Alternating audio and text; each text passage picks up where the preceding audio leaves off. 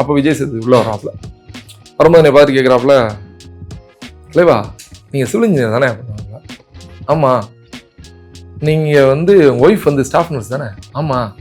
என்கிட்ட எல்லா விஷயம் என்ன இதெல்லாம் அன்னைக்கு ஃபுல்லாத்தையும் சொல்லி வச்சிருக்கோம்.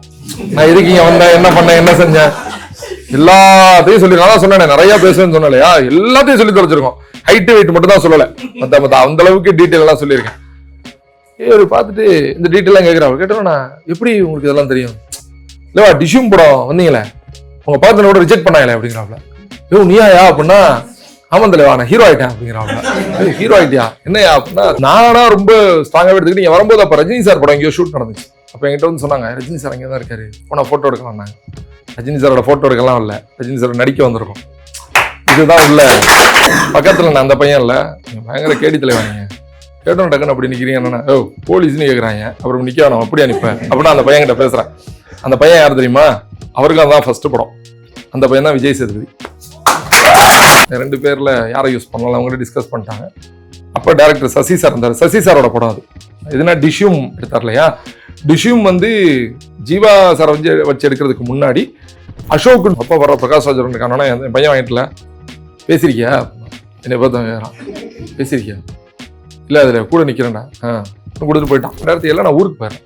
ஊருக்கு போனால் 2008 வந்து இந்த கலைஞர் டிவியில் நாளைய இயக்குனர் வர ஆரம்பிக்குது. அதில் வந்து இவர் நடிக்கிறாப்புல கார்த்திக் சுப்ராஜன் ஒருத்தர் டைரக்ட் பண்ணுறாரு.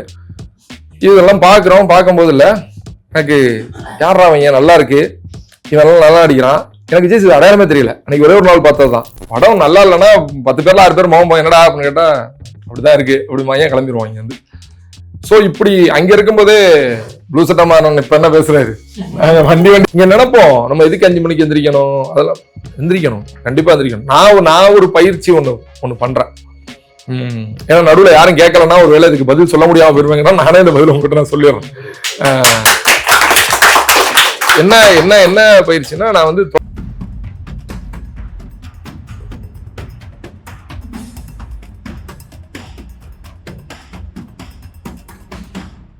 கலை மனிதனாக பிறந்த ஒவ்வொருவனும் அள்ளி அள்ளி பருக வேண்டிய அமிர்தமடாது. ஒரு 4:50க்கு போயிடுவோம். 4:50க்கு போயிட்டோன்னு டக்குன்னு போய் கதவை தட்டி வந்துட்டோம் அப்படின்னு காட்டிட முடியாது. 5 மணிக்கு 2 செகண்ட் தள்ளி போய் 2 நிமிஷம் லேட் ஆயிடுச்சு அப்படின்னு காட்ட முடியாது. 5 மணினா 5 மணி. அப்போ ஒரு 4:59 அந்த டயத்துக்கு நம்ம முகத்தை காமிச்சோம்னா பரவாயில்லப்பா. நான் அப்படிதான் என்ட்ரி ஆனேன் வரும்போது. அந்த டயத்துல எல்லாமே ஓரளவு வந்திருந்தீங்க. அது ரொம்ப ஹாப்பி, ரொம்ப சந்தோஷம். இன்னொன்று இந்த மாதிரி ஒரு நிகழ்வுக்கு இந்த மாதிரி ஒரு இடத்துக்கு என்னை வர சொல்லி இப்போ இந்த டிஸ்கஷன் நடக்குதுன்னா இதுக்கு முழுக்க காரணம் வந்து இயக்குனர் மாரி செல்வராஜ் தான் நான் பார்க்குறேன். இயக்குனர் மாரி செல்வராஜ் சார்ன்னு சொல்றது யாரோ ஒரு தனிப்பட்ட அந்த இயக்குனரை மட்டும் பாராட்டி அவர் தாங்க காரணம் அப்படி சொல்ல வரல. இதே மாதிரி பல இயக்குனர்கள், அது ரொம்ப ரொம்ப முக்கியம். அப்படி சரியான இயக்குனர்கள் எடுக்கிற படத்தின் வாயிலாக ஒரு சரியான கதாபாத்திரம் நம்ம நடிக்கும் பொழுது நமக்கு அதை புரிஞ்சுக்கிறதுக்கான ஒரு வழி கிடைக்குதுங்க. அது வந்து ரொம்ப இந்த சினிமாவை ரொம்ப சரியா அணுகக்கூடிய வெகு சில இயக்குனர்கள்ட்ட மட்டும்தான் அந்த விசாலமான பார்வையும் நம்ம கிட்ட அதை கொண்டு போய் கடத்தணுங்கிற அது ஒரு பெரிய கடமையும் பொறுப்பும் இருக்கும். அப்ப அந்த பொறுப்பை அந்த கடமையை எந்த விதத்திலையும் வந்து நம்ம கெடுத்துறாம அதுக்கு சரியா நடந்துக்கிட்டாலே போதுமானது. அப்படிதான் நான் எல்லா படங்களையுமே அப்படிதான் அணுகிறோம். அப்படி அணுகும்போது ஒரு சில படங்கள்ல இந்த மாதிரி ஒரு மேஜிக் வந்து நடக்குது. ஸோ இதுதான் நான் நீ பேசுனீங்கன்னா இன்னொரு 1 மணி நேரம் கூட பேசிட்டே இருப்பேன். அப்படி படத்தை பத்தி நீங்க கேள்விகளா கேளுங்க, என்னவோ நான் பதில் சொல்றேன். வாய்ப்பு அமைச்சு கொடுத்ததுக்கு பியூர் சினிமா ரொம்ப நன்றி. என்ன நினைச்சேனோ அது சார் கரெக்டா கேள்வியா கேட்க சொல்லிட்டாரு. நான் அதான் ஆசைப்பட்டேன் சார். சினிமாவில் வந்து ஒரு 2 வருஷமா இந்த போயிட்டு இருக்கேன் ஆக்டிங்காக. அப்புறம் ஒரு கட்டத்துல சோர்ந்து போயிட்டேன். இதை வந்து உங்ககிட்ட ஒரு கேட்டு சார்கிட்ட தெரிஞ்சுக்கலாம், மறுபடியும் எப்படி ஒரு கூஸ் பம்ப் ஆகுறது, எப்படி ஒரு சான்ஸ் தேர்றது அப்படின்றதுக்காக என்னுடைய கேள்வி. இப்போ நான் வந்து நடிகன் ஆகணும் அப்படிங்கிற இலக்கோடலாம் இங்கே வரல சினிமாக்கு. நான் வரும்பொழுது 2003 வரும்பொழுது நான் ஒரு சிவில் இன்ஜினியர். பேசிக்கலாம் நான் ஊரில் வந்து ஒரு ஆக்சிடென்ட்லாம் சென்னை வந்து தங்க வேண்டிய ஒரு கட்டாயம் இருந்துச்சு. ஊரில் இருக்கும்போது எல்லா சினிமாவும் பார்ப்போம், பயங்கர சுதந்திரமாக படம் நல்லா இல்லைன்னா கிழிச்சு தோரணம் கட்டுவோம் ஃப்ரெண்ட்ஸோட சேர்ந்து. மொத்தம் என்ன மேக்ஸிமம் நான் இப்போ சிவில் இன்ஜினியர் நல்லா சம்பாரிச்சுக்கிட்டு இருந்தேன். அதனால ஒரு 10 நண்பர்கள் போகிறாங்கன்னா 10 நண்பர்கள் நான் தான் டிக்கெட் காசு நான் தான் என்னோட பணமாக தான் இருக்கும். அதனால எனக்கு 10 நிமிஷத்துல படம் பிடிக்கலன்னா 9 பேருக்கும் பிடிக்கல. எனக்கு 10 நிமிஷம், ஆமா, எனக்கு 10 நிமிஷத்துல படம் பிடிச்சிருந்துச்சுன்னா எல்லாத்துக்கும் பிடிச்சிருந்துச்சு. வீம்பு பண்ணி சும்மா வெட்டித்தனமா வர்ற ஆள்லாம் கிடையாது எனக்கு பிடிக்கல அப்படின்னு. படம் நல்லா இல்லைன்னா 10 பேர்ல 6 பேர் மோகம் என்னடா அப்படின்னு கேட்டா அப்படிதான் இருக்கு அப்படிமாயே கிளம்பிடுவாங்க இங்க வந்து. ஸோ இப்படி அங்க இருக்கும்போதே ப்ளூ சட்டமான இப்ப என்ன பேசுறாரு, வண்டியா பேசுவோம் அப்போ. அதுக்கப்புறமா ஒரு கட்டத்துல சினிமாக்கு சென்னை வந்துடுறோம். சென்னை வந்துட்டு சிவில் இன்ஜினியரா வேலைக்கு போலாம் தான் ஒரு மாதிரி ட்ரை பண்ணிட்டு இருக்கேன். அப்பயே நான் கொஞ்சம் மிமிக்ரி எல்லாம் பண்ணுவேன். ஃப்ரெண்ட்ஸோட மிமிக்ரி பண்றது, கொஞ்சம் ஏதாவது படத்தை பார்த்துட்டு அந்த கதையை பத்தி பேசுறதெல்லாம் நடக்கும்.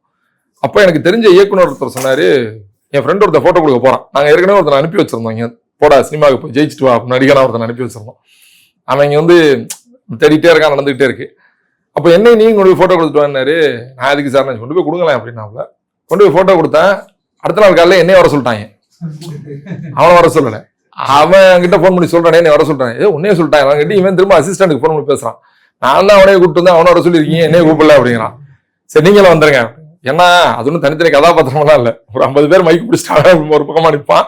இன்னொரு பக்கத்தை நான் வந்து இந்த போலீஸ்ல நிறைய போலீஸ் இடத்துல நம்ம ஒரு போலீஸ் எடுத்திருந்தாங்க. எனக்கு ஒரு எஸ்ஐ உடுப்போ இன்ஸ்பெக்டர் உடுப்போ இது ஒன்று கொடுத்துருந்தாங்க. கொடுத்துட்டு வெயிட் பண்ணிட்டு இருக்கோம். அப்புறம் திடீர்னு கோ டைரக்டர் வந்தாரு. வந்துட்டு நானும் என் பக்கத்தில் இன்னொரு பையனும் நின்னாப்ல, என்னை மாதிரியே ட்ரெஸ் போட்டு. 2 பேர்ல யாரை யூஸ் பண்ணலாம் அவங்களே டிஸ்கஸ் பண்ணிட்டாங்க. அப்போ டைரக்டர் சசி சார் இருந்தார். சசி சாரோட படம் அது. எதுனா டிஷ்யூம் எடுத்தார் இல்லையா. டிஷ்யூம் வந்து ஜீவா சாரை வச்சு எடுக்கிறதுக்கு முன்னாடி அசோக்குன்னு சொல்லி இந்த முருகா படத்தை நடிச்சாரு, பிடிச்சிருக்கு படத்தை நடிச்சாரு முருகன் அசோக்குன்னு சொல்லி, அவரை வச்சு ஃபர்ஸ்ட் எடுத்தாங்க. ஸோ இங்க 2 பேரையும் பாக்குறாங்க. சசி சார் என்னன்னு கேட்கிறாரு, இல்லை இந்த அப்பாஸ் அரெஸ்ட் பண்ணி போற போலீஸ் யாரு போடலாம். 2 பேரும் பார்த்தாரு. பார்க்கும்போது நாளில் ஓகே அப்படின்ட்டு போயிட்டாரு. பக்கத்துல நான் அந்த பையன் இல்லை, நீங்க பயங்கர கேடி தலைவா, நீங்க கேட்டோம் டக்குன்னு அப்படி நிக்கிறீங்க. என்னன்னா போலீஸ்னு கேட்குறாங்க. அப்புறம் நிக்க வேணாம் அப்படி அனுப்பேன் அப்படின்னா அந்த பையன் கிட்ட பேசுறேன். அந்த பையன் யார் தெரியுமா, அவருக்கு அதான் ஃபர்ஸ்ட் படம். அந்த பையன் தான் விஜய் சேதுபதி.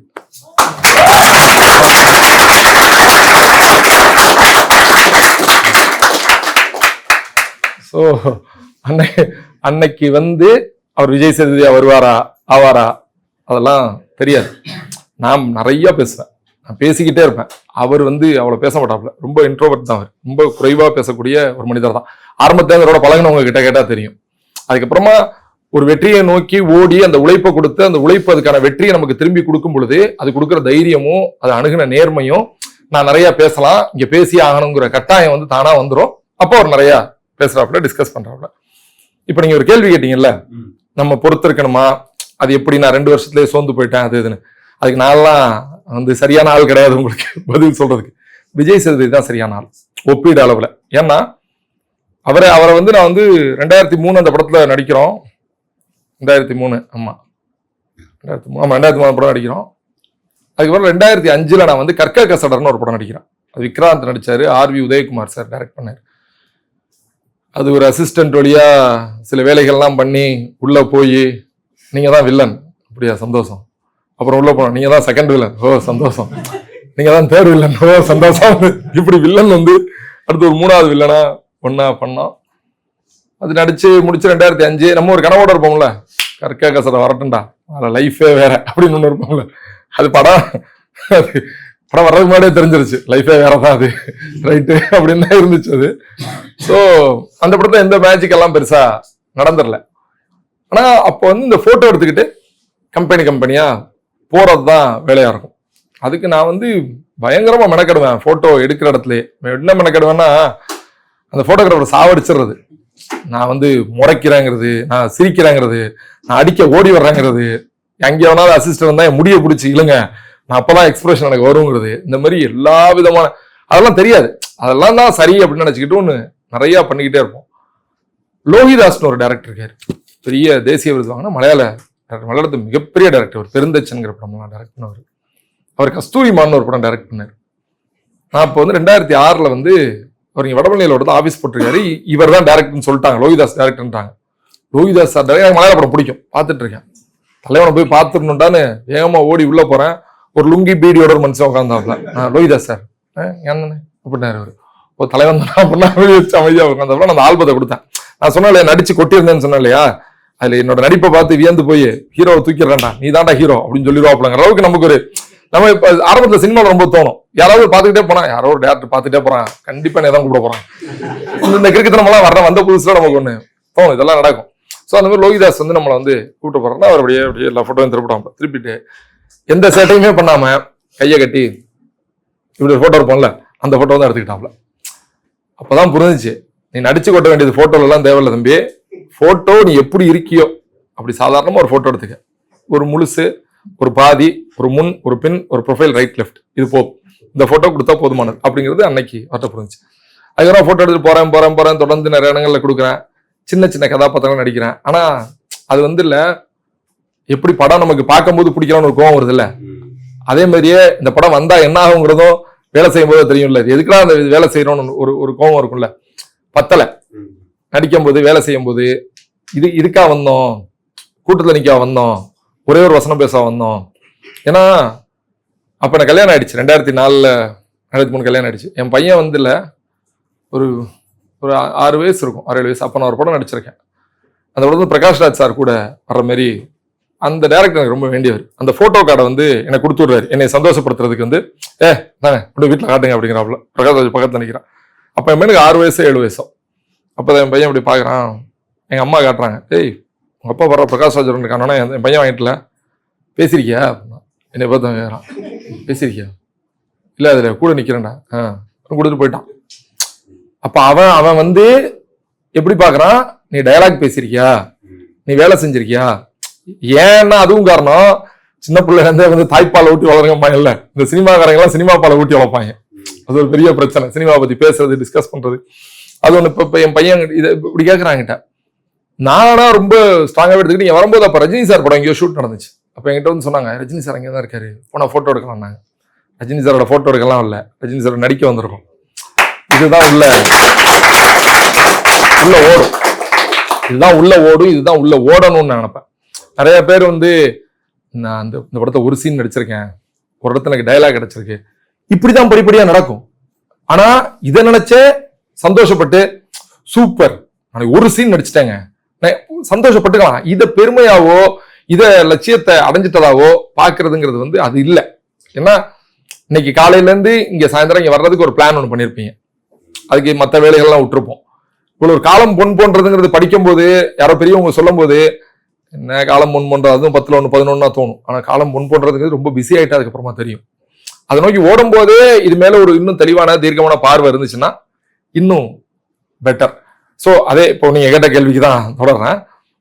ஸோ விஜய் சேதுபதியை வந்து நான் வந்து 2007 அதுக்கப்புறமா எங்க அப்பாவுக்கு முடியலன்னு சொல்லி நான் சின்ன சின்ன படம்லாம் நடிக்கிறேன். 2007 நான் ஊருக்கு போயிடுறேன். ஊருக்கு போனா 2008 வந்து இந்த கலைஞர் டிவியில நாளைய இயக்குனர் வர ஆரம்பிக்குது. அதுல வந்து இவர் நடிக்கிறாப்புல, கார்த்திக் சுப்ராஜன் ஒருத்தர் டைரக்ட் பண்றாரு.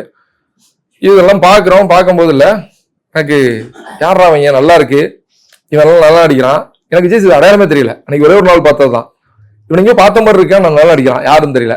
என் தம்பியோட ஜூனியர் கார்த்தி காலேஜ்ல, என் தம்பி அப்ப என்கிட்ட சொல்றான், இவர் வந்து காலேஜ் ஜூனியர் தான் அந்த பையன், இதெல்லாம் பண்ண. என் தம்பியை வந்து எழுதியிருந்தாப்புல சில படங்களுக்கு அவருக்கு. ஸோ இதெல்லாம் பாக்குறாங்க, இந்த விஷயமெல்லாம் சொல்றாங்க என்கிட்ட. இதுக்கப்புறமா 2009 நான் திரும்ப சென்னை வரேன், ஒரு வேலையா வரேன், ஷிஃப்ட் ஆகி வரல. அப்ப தான் ஒரு படம் நடிக்கிறேன், தா அப்படின்னு ஒரு படம், ஹரிஷ் உத்தமன் ஹீரோ நடிச்சு. அப்போ அது நல்ல படம். அது ஆனா ஊர்ல இருந்து வந்து நடிச்சுட்டு போயிடுறோம். இப்போ ஸ்டோன் பெஞ்ச் ஆஃபீஸ் லிபர்ட்டி பக்கத்துல அது ஒரு சின்ன ஆஃபீஸ் போட்டிருப்பாங்க, கார்த்திக் சுப்ராஜ், மணிகண்டன் இவங்க எல்லாரும் அங்கே இருப்பாங்க. அங்கே என் தம்பி என்னை கூப்பிட்டு போறான், இங்கே போறேன், அங்கே என் தம்பி மணிக்கிட்ட என்னை இன்ட்ரோடியூஸ் பண்ணிக்கிறான். அப்போ விஜய் சேதுபதி உள்ள வராப்புல, வரும்போது என்னை பார்த்து கேட்குறாப்புல, இல்லைவா நீங்க சிவில் இன்ஜினியர் தானே அப்படின்னாப்புல. ஆமா. நீங்க வந்து ஒய்ஃப் வந்து ஸ்டாஃப் நர்ஸ் தானே? ஆமா. என்கிட்ட எல்லாத்தையும் என்ன இதெல்லாம் அன்னைக்கு ஃபுல்லாத்தையும் சொல்லி தொலைச்சிருக்கோம். நான் எதுக்கு இங்க வந்தேன், என்ன பண்ணேன், என்ன செஞ்சேன், எல்லாத்தையும் சொல்லி, நான் தான் சொன்னேன் நிறைய பேசுவேன்னு சொன்னேன் இல்லையா, எல்லாத்தையும் சொல்லி தொலைச்சிருக்கோம். ஹைட்டு வெயிட் மட்டும் தான் சொல்லலை, மத்த அந்த அளவுக்கு டீட்டெயில் எல்லாம் சொல்லியிருக்கேன். இவர் பார்த்துட்டு இந்த டீட்டெயிலாம் கேட்குறாரு. கேட்டோம், நான் எப்படி உங்களுக்கு இதெல்லாம் தெரியும்? இல்லவா டிஷ்யூம் படம் வந்தீங்களே, உங்க பார்த்து கூட ரிஜெக்ட் பண்ணாங்களே அப்படிங்கிறாப்ல. நீயா அப்படின்னா, ஆமாம் தலைவா நான் ஹீரோ ஆயிட்டேன் அப்படிங்கிறாப்ல. ஹீரோ ஆயிட்டியா, என்னையா அப்படின்னா, தென்மேற்கு பருவ கட்டணும் ஒரு படம், நான் ஹீரோ ஆயிட்டேன் தலைவா. நீங்க எங்க தலைவா போனீங்க, நீங்க கூட ட்ரை பண்ணா ஹீரோ ஆயிடலாம். இதை ஏன் சொல்றாப்புலன்னா, நான்லாம் பேசவே மாட்டேன்டா, எனக்கு ஒரு நாளே கிட்டத்தட்ட 1.5 வருஷம் பேச்சு பேசினேன். அப்ப நீ ஆயிடலாமே, ரொம்ப பாசிட்டிவா தான் சொல்றாப்ல, நீ ஆயிடலாமே, முயற்சி பண்ணா வந்துடலாமே, உழைக்கணுங்கிறதுக்கு பண்ணா வந்துடலாமேங்கிறாப்ல. சொல்லிட்டு என்கிட்ட சொல்றாப்ல, இப்ப என்ன தெரியுமா, ஊர்ல இருக்கேன், அப்பாவுக்கு முடியல, இங்க இருந்தேன். சரி இனிமேல் இங்க தானே, இங்க பக்கத்து அழகர் சாமி குதிரை ஒரு ஆஃபீஸ் போட்டிருக்காங்க, அங்க போங்க. அப்புறம் அங்கே ஒரு ஆஃபீஸ் போட்டிருக்காங்க, அங்க போங்க. அப்புறம் அங்கே ஒன்று போட்டிருக்காங்க, அங்க போங்க. இதெல்லாம் கூட நான் போட்டோ கொடுத்துருக்கேன் தலைவா. ஹீரோ ஆயிட்டேன்னு சொன்னீங்க, அது ஆயிட்டேன் தலைவா. அது ஒரு பக்கம், இந்த பக்கம் நம்ம பாட்டுக்கு ட்ரை பண்ணிட்டே இருப்போம் தலைவா அப்படின்னா. சூப்பர், நான் ஹீரோ ஆயிட்டேன், அவ்வளவுதான். அடுத்து பாருங்க, நாளைக்கு கார் தானா வந்து நிற்கும், நாளைக்கு ஒரு கார் 4 கார், அதெல்லாம் நடக்காது. நம்ம முயற்சி பண்றது, வேலை பார்க்கறது, கடுமையான உழைப்புக்கு நிகர் எதுவுமே கிடையாது. அத ரொம்ப ஸ்ட்ராங்கா நம்புங்க. கடுமையான உழைப்புங்கிறது இவன் சொல்றதையும் கேட்டுக்கிட்டு திட்டு வாங்கிட்டு அவமானப்பட்டுக்கிட்டு என்ன நேரமும் சும்மா நின்றுகிட்டு இருக்கிறது இருக்கு இல்ல. ரொம்ப ஸ்மார்ட் ஒர்க்காகவும் இருக்கணும், அதுக்குள்ளார அந்த ஹார்ட் ஒர்க் என்னங்கிறது தெரியும், அந்த அளவுக்கு பண்ணணும். ஸோ இவர் சொல்றாப்ல, அதுக்கப்புறமா இங்க வந்து இவர் சொல்றதெல்லாம் கேட்டு அந்த தாப்பட முடியுது. நான் ஊருக்கு போயிடுறோம். திருப்பி 2012 நான் இங்க வர்றேன். வரும்போது என்கிட்ட ஃப்ரெண்ட் ஒருத்தன் சொல்றான், ஏய் உன் ஆளு ப்ரொடக்ஷன் கம்பெனி போட்டிருக்காயா, போய் பாரியா அப்படிங்கிறான். இப்போ சங்கத்தேவன் சொல்லி ஒரு படம் பண்றாப்ல, விஜய் சேதுபதி ஒரு ஆஃபீஸ் போடுறாப்ல. நான் ரொம்ப உரிமையோட ஆஃபீஸ் போயிட்டு வெயிட் பண்றேன் விஜய் சேதுபதிக்கு. அப்புறம் வர்றாப்ல, வந்தோன்னே சொல்றேன், அந்த படம் எப்படி இருக்கீங்க என்னன்னு கேட்குறாப்ல. அப்படி ஃபோட்டோ கொடுத்துருக்கேன், நீங்கள் கொஞ்சம் சொல்லுங்க, நான் கண்டிப்பாக சொல்கிறேன் அப்படின்னு சொல்லிட்டு போயிடுறாப்ல. அப்புறம் டேரக்டர் போய் பார்க்குறோம். நான் அனத்தி இன்னொன்று, அப்போ வந்து நான் ஒரு பென்ட்ரைவ் வச்சுக்கிட்டு நானாக கொஞ்சம் நடிச்சு அதை ரெக்கார்ட் பண்ணி அதை எடிட் பண்ணி அதை ஒரு சின்ன டிவி மாரி ஒன்று வச்சிருப்பேன். போற இடமெல்லாம் அந்த அசிஸ்டன்ட் போட்டு டார்ச்சர் பண்ணி, நீங்க நாளைக்கு பார்க்கலன்னா ஆனால் நீங்க உயிரோட பண்ண தெரியாது அப்படிங்கிற அளவுக்கு, ஆமா அப்படிங்கிற அளவுக்கு டார்ச்சர் பண்ணி அவங்களை எப்படியாவது பார்க்க வச்சிடறது. நம்ம போடுற மெசேஜ், நம்ம சொல்ற விதம் இல்லை அவங்களுக்கு இல்ல, இப்ப என்னடா டார்ச்சர் பண்றோம்னு இருக்கும், இல்லைன்னா மேல இறக்கப்பட்டுருவாங்க, இல்லைன்னா அந்த இம்சையை பார்த்து தொலைச்சு அமிச்சாலாவது பரவாயில்ல அப்படிங்கிற ஒரு எண்ணத்தை கொடுத்துருவாங்க. ஏதாவது ஒரு வகையில அவங்க பார்த்துருந்தது, அவ்வளவுதான். பார்த்ததுக்கு அப்புறமா கண்டிப்பா எனக்கு ஒரு ஆடிஷன் பண்றதுக்கான ஒரு வாய்ப்பு ஒன்று கொடுத்துருவாங்க. ஸோ நான் இப்போ ஆடிஷனுக்கு நடிக்கிறேன், எனக்கு வாய்ப்பு கொடுத்துட்டாங்க. படம் கொஞ்சம் வெயிட் போட்டுக்கோங்க, பெரிய மீசை வச்சுக்கோங்க, இப்படிலாம் பண்ணிக்கோங்க, எல்லாமே நடந்துருச்சு. ஆனால் அந்த படம் வேற சில பிரச்சனைகளை டிராப் ஆயிடுச்சு. இதுக்கு அப்புறமா ஆரஞ்சு மிட்டாய்னு ஒரு படம் அவரோட ப்ரொடக்ஷன்ல நடக்குது. ஆரஞ்சு மிட்டாய் நடக்கும்போது என்கிட்ட சொல்றாப்புல, நான் எப்பயும் ஆஃபீஸ் போறேன். இப்போ சொல்றாப்புல, ஒரே ஒரு சீன் தான் இருக்கு, பரவாயில்ல நடிப்பீங்களா அப்படின்னாப்புல. நம்ம தாராளமா நடிக்கலாம், ஏன்னா இப்போ ஒரு சீன் கூட நடிக்கும் போது அந்த ஒரு சீன் நடிக்கிறதுல என்ன நடிக்கலாம். அப்புறம் அந்த டேரக்டரோட டிஸ்கஷன் நடக்குது. டேரக்டர் பிஜு விஸ்வநாத்னு சொல்லி ரொம்ப ஆர்டிஸ்டோட டிஸ்கஸ் பண்ற டேரக்டர்ஸ், அப்படி டேரக்டர்ஸ் அமைகிறது ரொம்ப கஷ்டம். பேப்பரை கொடுத்து அதை நடிங்க அப்படின்ட்டு போயிடுவாங்க சொல்றேன். ஸோ அன்னைக்கு நான் அதை நடிக்கிறேன். நடிக்கும் போது எனக்கு என்ன நடந்துச்சுன்னா, நான் நடிக்கிறேன், டேரக்டர் ஷார்ட் போயிட்டே இருக்கு, விஜய் சேதுபதி வர்றாரு, உட்காடுறாரு. உட்காந்து என்கிட்ட சொல்றாப்புல, நான் இங்க பக்கத்துல உட்காந்து பார்த்துக்கிட்டு இருந்தா உங்களுக்கு டிஸ்டர்பன்ஸா இருக்கும்னு என்கிட்ட கேட்கிறாப்புல. அதெல்லாம் இல்லை தெரியுமா, நீங்க எடுக்கிறீங்க. உட்காந்துட்டு டேக் போயிட்டே இருக்கு, ஷார்ட் போயிட்டு இருக்கு. அவர் கட் பண்றாப்ல, நடுவில் சார் கட் அப்படிங்கிறாப்ல. என்ன டேரக்டர் என்னாச்சு அப்படிங்கிறாரு. இல்லை மதன் ரொம்ப சீரியஸாகவே இருக்கிற மாதிரி இல்லை அப்படின்னு ஒரு கேட்குறாப்புல. டேரக்டர்ல எனக்கு தெரியலையே அப்படிங்கிறாரு. இல்லை கொஞ்சம் சீரியஸாக இருக்க மாதிரி இருக்கு அப்படிங்கிறாரு. அப்படியா அப்படின்னு என்கிட்ட வந்து விஜய் சொல்றாரு. இது ஈஸியாக நார்மலாக சொல்லலாம், ஆனால் நீங்கள் கொஞ்சம் சீரியஸாக சொல்றீங்க அப்படின்னு சொல்லி சொல்றாப்ல. நான் ஓகேன்னு புரிஞ்சுக்கிட்டதான் நம்பி ஒன்மோர் போறேன். மறுபடியும் சீரியஸ் கட்டு, ஒன்மோர் கட்டு, 6-7 டேக் போகுது. அவ்வளவுதான், இங்க தொலைஞ்சிச்சு, முடிஞ்சிருச்சு. அதாவது நீ வர்ற வரைக்கும் ஒழுங்கா தான் பண்ணிக்கிட்டு இருந்தேன், நீ வந்ததுக்கு அப்புறமா அது கூட வரலப்பா அப்படிங்கிற மாதிரியான ஒரு அந்த மாதிரியான ஒண்ணு ஆயிடுச்சு. இப்போ ஒரு 7வது டேக் அப்புறமா என்னை கூப்பிட்டு மானிட்டர்ல காட்டுறாப்ல, இங்க பாருங்களேன் அப்படின்னு காட்டுறாப்ல. அவர் சொன்னது உண்மை, நான் தப்பா தான் பண்ணியிருக்கேன், அது கொஞ்சம் சீரியஸா தான் இருக்கு, அப்படி இருக்கக்கூடாது, இன்னும் இலகுவா சாதாரணமா அணுக வேண்டியதா இருக்கு. இப்போ என்கிட்ட சொல்றாப்புல, நீங்க கொஞ்சம் டயம் எடுத்துக்கங்க, இது நம்ம படம் தான், நான் தான் ப்ரொடியூசர், யாரும் உங்களுக்கு எதுவும் சொல்ல போறது இல்லை, இன்னைக்கு மூடு இல்லைன்னா நாளைக்கு கூட நடிச்சுக்கலாம், இப்படிதான் சொல்லும் போது இல்லை, இதுக்கு நீ 2 ஆரஞ்சிட்டு போயிடலாமே இருக்கு. கேட்கும் போது நம்ம கில்ட்டா இருக்கு. நானும் ஒரு 10 நிமிஷம் டயம் எடுத்துக்கிட்டு நான் பண்றேன்னு சொல்லிட்டு 10 நிமிஷம் டயம் எடுத்துக்கிட்டேன். ஒரு டேரக்டர் வந்து பேசிட்டு வந்தாங்க, நான் ரெடின்ட்டேன். வந்திருக்கிறாங்க, மறுபடியும் அதே மாதிரி தான் இருக்கு, தப்பா தான் இருக்கு. இப்போ அவர் என்கிட்ட மறுபடியும் சொல்றாப்ல, இங்க பாருங்க, அதுல ஒரு டாக்டர் வேஷம் பண்ணியிருப்பேன், சின்ன கேரக்டர் தான். அவர் சொன்னது ரொம்ப முக்கியம், அது புரிஞ்சுக்கணும். நம்ம இங்க வர்ற உங்களுக்கு வர 100 பேஷண்ட்டுக்கு நீங்க ஒரே ஒரு டாக்டர் தான், அவனுக்கு தான் நீங்க ஒரே ஒரு டாக்டர், உங்களுக்கு 100 பேஷண்ட்ல அவன் ஒரு ஆள். அப்ப அவன ரொம்ப சொந்தக்கார மாதிரியோ இல்ல அவன் செத்துறவே கூடாதுங்கிற மாதிரியோ நீங்க சொல்ல வேண்டிய அவசியம் இல்லை. சாதாரணமா ஒரு பிரச்சனை இருக்கு, இந்த பிரச்சனை நீ வெளில வரக்கூடாது, வீட்டில தான் இருக்கணும், நீ இப்படி அலைஞ்சின்னா உனக்கு மட்டும் இல்லை இங்க எங்களுக்கும் கஷ்டம், புரிஞ்சுக்கங்க சரியா, நல்ல பிள்ளை இல்லை, இப்படி ஒண்ணு சொல்லணுங்கிறத அவர் கேட்டது. இதை சொன்னதுக்கு அப்புறமா எனக்கு புரியுது, அதுக்கப்புறமா அதை பண்றேன், அந்த டேக் ஓகே நடந்துருக்கு. இதை விஜய் சேதுபதிக்கு எது கொடுத்துருக்கோம், இவ்வளவு நாளா நடிச்சுக்கிட்டே இருந்த அந்த எக்ஸ்பீரியன்ஸ் இருக்குல்ல, இந்த தொடர்ந்து உழைச்சுக்கிட்டே இருந்தது இருக்குல்ல, வேலை பார்த்துக்கிட்டே இருந்தாங்க இருக்குல்ல, அதுதான் அவருக்கு அதை கொடுத்துருக்கும். அன்னைக்கு எனக்கு வந்து ரொம்ப பயங்கரமா உள்ள இருந்தது வந்து, நான் விஜய் சேதுகிட்ட அதை சொன்னேன். அந்த சம்பவம் எனக்கு எப்படி இருந்துச்சு அப்படின்னா, 2 பேர் வந்து ஒரு பெரிய மன்னன்ட்ட போய் வேலை கேட்கறக்கா போனாங்க ஒரு 10 வருஷத்துக்கு முன்னாடி. மன்னன் 2 பேரையும் பார்த்தாரு. யார் 2 பேர்ல திடகாத்திரமான பாக்குறக்கா அப்படி இப்படி பார்த்தாப்ல. அதுல ஒருத்தன் அப்படின்னா அவனை எடுத்துக்கங்கன்னாப்ல, இன்னொருத்தன் ரிஜெக்ட் பண்ணிட்டாப்ல. அப்புறம் கொஞ்ச நாள் அப்பாவுக்கு முடியலைங்க, ஊருக்கு போய்ட்டுறேன்னு சொல்லிட்டு போயிட்டான். போயிட்டு ஒரு 10 வருஷம் கழிச்சு திரும்ப வந்து இல்லைங்க நான் மறுபடியும் வேலைக்கு தான் வந்திருக்கேன்னு வந்தா மன்னர் உள்ள இருக்காப்ல, போய் பாருங்கன்னாங்க. போய் பார்த்தா எந்த காவலன் எனக்கு ரிஜெக்ட் பண்ணாங்களோ அவன் தான் மன்னனா உட்காந்துருக்கான். என்னடா இவன் மன்னனா உட்காந்துருக்கான் அப்படின்னு சொல்லிட்டு அவனை போய், நீங்க தலைவா, நான் தான் தலைவா மன்னனுங்க. நீ மன்னனா? ஆமா. சரி தலைவா, நீங்க கம்பு சுத்துற வேலைக்கு சேர்ந்துக்கங்க. சரி ரைட்டு. நான் போய் கம்பு சுத்துறேன். கம்பு இப்படி சுத்தக்கூடாதுப்பா, இப்படி சுத்தணுங்கிறான். உனக்கு முன்னாடி கம்பு சுத்தவே முடியாதா? நான் இல்லடா, நான் கிளம்புறேன்டா இப்படி. ஆனா இதுக்கு அப்புறமா ஒழுங்கா வேலை செய்யணும் அப்படிங்கிற பயங்கரம் உரைக்குது உள்ள. இதுக்கு அடுத்த படம் தான் எனக்கு அருவி. அருவி வந்து நான் ஆடிஷன் போகும்போதே ரொம்ப ரொம்ப கவனமா, ரொம்ப ரொம்ப சரியா, இதுல வந்து எப்படி இது நடந்துடணுங்கிறது எனக்கு உள்ள பயங்கரமா ஒண்ணுச்சு. நடந்துடணுங்கிறது என்னன்னா, நான் சரியா வசனம் பேசிடணும், சரியா, அதெல்லாம் இல்ல, இயல்பா ஒண்ணு பண்ணுங்கன்னு விஜய் சேது என்னைக்கே ஒரு நாள் சொன்னாப்ல, அந்த இயல்பை தொலைச்சிடாம அந்த கதாபாத்திரத்தை அணுகு, அது புரியலன்னு டைரக்டர்கிட்ட கேளு, தெரிஞ்சுக்க, இது மட்டும்தான். ஸோ இப்படி நிறைய கேட்கும்போது அந்த அருவியில ஒரு அதிசயம் அதுக்கப்புறமா நடந்துச்சு. ஏன் இவ்வளவு ஒரு நீண்ட விஷயம்னா, 2003க்கு அப்புறமா 2013 அருவி வரைக்கும் காத்திருக்கணுங்கிற அவசியம் இல்லை. அதுக்கு முன்னாடி இந்த அதிசயமெல்லாம் நடந்திருக்கும். எப்ப நடந்திருக்கும்னா, நீங்க 2 வருஷத்துல டயர்டா என்னன்னு சொன்னீங்கல்ல, 2 வருஷமெல்லாம் ஒண்ணுமே கிடையாது. நீங்க ஹார்ட் ஒர்க் கூட சொல்லுங்க, அதெல்லாம் மேட்டரே இல்லைங்க, அதெல்லாம் விஷயமே இல்லை. நம்ம நினைச்சிட்டு இருப்போம் நம்ம வந்து நம்ம பண்றதெல்லாம் ஹார்ட் ஒர்க். எத்தனை மணிக்கு எந்திரிப்பீங்க நீங்க? 7 மணி எல்லாம் ஹார்ட் ஒர்க்னு சொன்னா விரட்டிடுவாங்க. இங்க வந்து சொல்லவே கூடாது. 7 மணிக்கு எந்திரிச்சா ஹார்ட் ஒர்க் பண்றேன்னு சொன்னா, ஏன்னா ஒரு பொன்னம்பலம் வந்து நடிகர் பொன்னம்பலம் இருக்கார்ல, அவர் தான் டிவியில வந்து உடற்பயிற்சியை பத்தி உடம்போடு ஃபிட்டா ஒரு இன்டர்வியூ ஒண்ணு, வீடியோ ஒண்ணு கேள்வி கேட்கறாங்க. அதுல ஒருத்தர் கேட்கறாப்ல, சார் ரொம்ப நாளா கஷ்டப்பட்டு உழைக்கிறேன், ஆனா பெரிய முன்னேற்றம் எல்லாம் இல்ல, உடம்பையும் கொஞ்சம் ஆரோக்கியம் போயிடுச்சு, நான் உடம்பு ஆரோக்கியம் என்ன சார் பண்றதுன்னு கேட்கறாப்ல. எத்தனை மணிக்கு எந்திரிக்கிறீங்க? ஒரு 8 மணிக்கெல்லாம் எந்திரிச்சிருவேன் சார். சரி, நாளைக்கு ஒரு 5 மணிக்கு எந்திரிக்க முடியுமா? கண்டிப்பா எந்திரிச்சிருவேன் சார். சரி, அவ்வளவுதான்.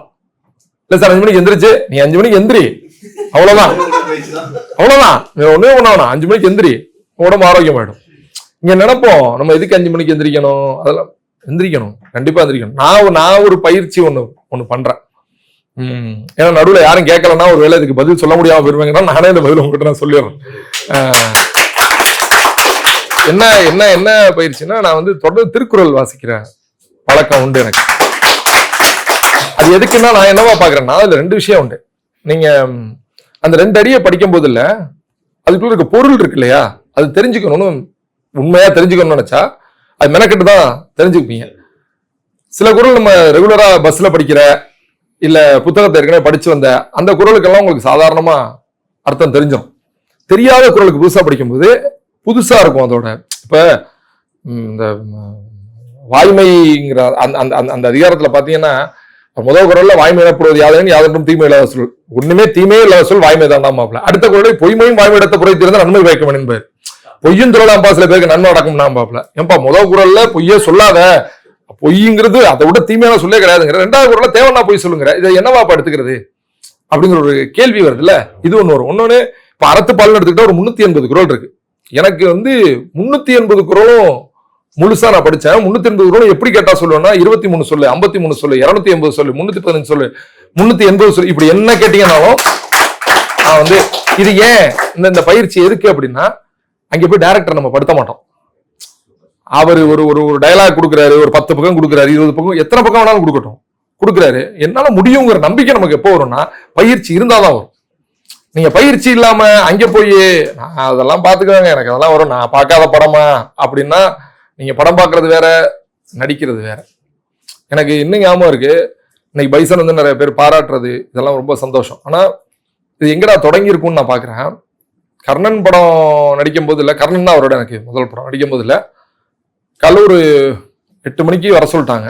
அந்த தனுஷ் வந்து ரோட்ல யானையை போட்டு டிராஃபிக் பிளாக் பண்ணி அதுல வந்து இந்த ஜீப்ல வந்து டிராஃபிக் பிளாக் ஆகி நிக்கிற அந்த போலீஸ் ரோல் நான் தான் பண்ணியிருப்பேன்.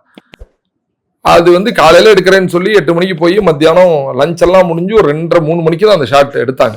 அப்ப டைரக்டர் வந்து என்கிட்ட வந்து சொல்றாரு, எனக்கு அவனுக்கு பெரிய அறிமுகம்லாம் கிடையாது, இவன் நடிக்கிறான், ஒரு கோடாட்டு போட்டோ காமிச்சிட்டாவ்ல, பார்த்துட்டாவ்ல, வர சொல்லுங்கன்ட்டாவ்ல, அவ்வளவுதான்.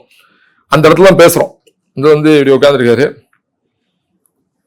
இப்படிதான் சொல்றாப்ல என்கிட்ட, நீங்க வந்து இந்த ஊர்ல இன்ஸ்பெக்டர் இருக்கீங்க, வண்டியில வந்துகிட்டு இருக்கீங்க, தூங்கிட்டு இருக்கீங்க, பக்கத்துல டிரைவர் திடீர்னு பிரேக் அடிக்கிறாப்ல, பிரேக் அடிச்சோன்னு நீ அசந்து என்னையா அப்படிங்கிறீங்க, சார் டிராஃபிக்குங்கிறீங்க, இப்படி பாக்குறீங்க, பார்த்துட்டு பின்னாடி ரகுபதி என்னன்னு பாரியா அப்படிங்கிறீங்க. ரகுபதினு ஒரு கேரக்டர் இறங்கி உள்ள போறாப்ல, போய் பார்த்துட்டு இங்க இருந்து சொல்றாப்ல, சார் அந்த புளியங்குளத்துக்காரங்க குறுக்க யானையை போட்டு வண்டியெல்லாம் விடாம பிரச்சனை பண்ணிட்டு இருக்காங்க சார் அப்படிங்கிறாப்ல.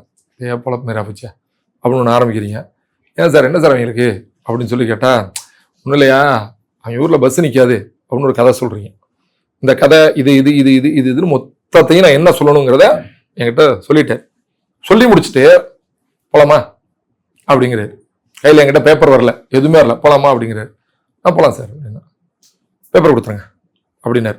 போலாமான்னு கேட்டுட்டு அதுக்குள்ள அவங்க கேமராலாம் செட் பண்ணுவோம் இல்லையா, பேப்பர் கொடுத்துருங்க. இப்போ பேப்பர் வருது, பேப்பர் நான் பார்க்குறேன், லாஜிக்கா இருக்கு. அவர் சொன்னது இந்த 1 2 3 ஆர்டர் இருக்கு இல்லையா, நீ தூங்கிட்டு வந்த, பிரேக் அடிச்சான், ஏன்டா பிரேக் அடிச்சான்னு கேட்ட விஷயம் சொன்னான், பின்னாடி திரும்பி அவன்கிட்ட என்ன போய் பாடுறான்னு சொன்னான், அவன் வந்தான் இதனாலன்னு சொன்னான், நீ இந்த விஷயம் உனக்கு முன்னாடியே தெரியும், ஆனா முன்னாடி வேற விதமா பண்ணுவானுங்க, இப்ப யானையை போட்டு ஆடுறானுங்களா அப்படின்னு நீ ஒண்ணு சொன்ன. இப்ப பக்கத்து ஒருத்தவங்க கிட்ட கேட்டான், என்ன சார் யானையை போட்டுறாங்க, என்ன இவன் யார் தெரியுமாயா அப்படின்னு ஒருத்தர் ஒரு கதை சொன்னான். இது ரொம்ப அழகா இருக்கு மொத்தமா படிக்கும் போது. அப்போ ஒரு நடிகனுக்கு நடிக்கிறது சுலபம், ஒரு டைரக்டர் அழகா வேற சொல்லிட்டாரு. இது எங்க நமக்கு இன்னும் ஈஸி ஆகுதுன்னா, இந்த குரலோ இல்ல ஏதோ ஒரு படிப்போ தொடர்ந்து வாசிக்கிறதுங்கிறது இருக்கு இல்லையா, அது இன்னும் ஈஸி பண்ணி கொடுக்கும். நீங்க ஒரு நடிகனா வந்து ரொம்ப இங்க நிறைய பேர் வந்து எப்பவுமே கொஞ்சம் குரூம்டா இருங்க, கொஞ்சம் நீட்டா ட்ரெஸ் பண்ணுங்க, உங்களை காட்டும் போது இப்படி காட்டுங்க, இதெல்லாம் அடிஷனல் குவாலிஃபிகேஷன். ஃபர்ஸ்ட் பேசிக்கலா நிறைய படிங்க, நேரத்துக்கு எந்திரிங்க, முடிஞ்சவரைக்கும் உடற்பயிற்சி பண்ணுங்க, ஆரோக்கியமா இருங்க, தினம் ஒரு படம் பாருங்க, சினிமாவை பத்தி நடிப்பை பத்தி நல்லா தெரிஞ்சவங்க கிட்ட அடிக்கடி டிஸ்கஸ் பண்ணுங்க. இப்படியான விஷயங்கள் வந்து ரொம்ப ரொம்ப முக்கியம் நினைக்கிறேன். இதுதான் ஹார்ட் ஒர்க்கும் கூட. ஹார்ட் ஒர்க்குங்கிறது வந்து மறக்காம சப்ஸ்கிரைப் பண்ணிடுங்க.